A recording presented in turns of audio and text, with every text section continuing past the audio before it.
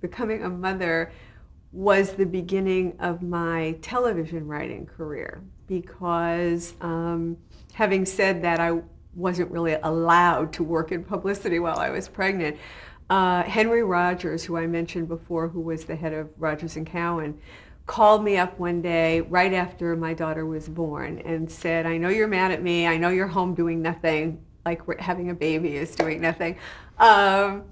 And I would like, there's some people I want you to meet. There's an organization called Another Mother for Peace. And the people who head it are Donna Reed, the actress, and Barbara Avedon, who was a television writer who has sort of given it up, at least for a while, to run this organization.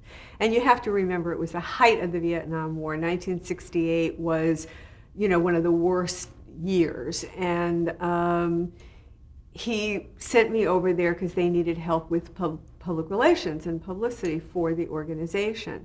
And so I met with them, and we all became very fast friends. And Barbara had a little boy who was 2 years older than my daughter. And so we would bring them to the office. It was very casual, very friendly, and it was a great place to sort of hang out, because it was all women who were doing something political and something very active.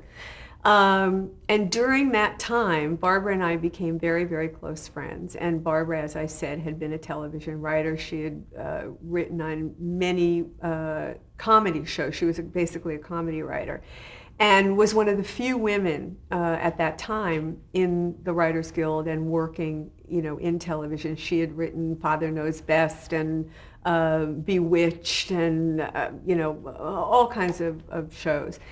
And my father had written a novel that had never been published. And it was, I think the actual title was Man of the House, but it was basically about a man who agreed with his wife that he would stay home for a year and write a novel, and she would get a job.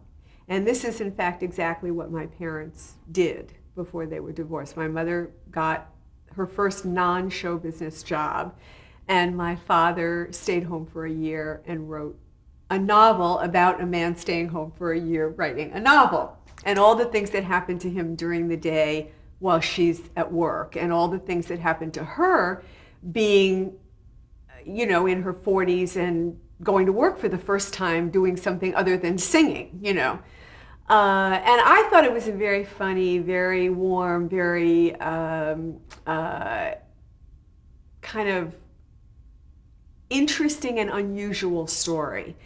And as a novel, it didn't really quite hang together, but it seemed to me that it would be a terrific television series because it was very episodic. All the things that happened to him, all the things that happened to her, it was So after I had been working at Another Mother as a volunteer for a while, and Barbara and I had become friends, I asked her if she would read the book and tell me what she thought about it as a possible television series, and that if, in fact, she agreed with me, I wanted her to adapt it.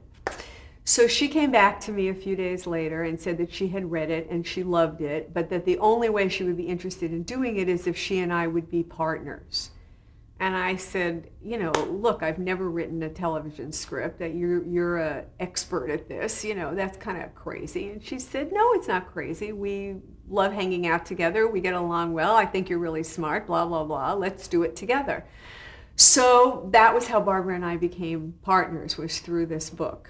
And we went and had a couple of meetings.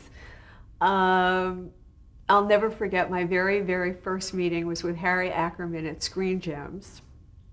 And I don't know if you know who Harry Ackerman is, but he was a very, very big-time producer in those days. And of course, Barbara had worked for him on Flying Nun or Gidget or something, I don't know, and they knew each other. And so we had this really nice meeting with him. He was kind of grandfatherly, and in a way we felt like we were being patted on the head. His sort of attitude was, what man is going to stay home for a year while his wife goes to work? I mean, it's not going to happen.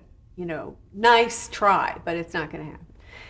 And we kind of kept doing this, which, by the way, we would later do on a number of projects because we kept being, I guess just one step beyond what anybody was willing to believe. And of course, a couple years later, there was a movie called Mr. Mom, and not ours. And suddenly everyone believed that could happen, But that was what brought Barbara and I together.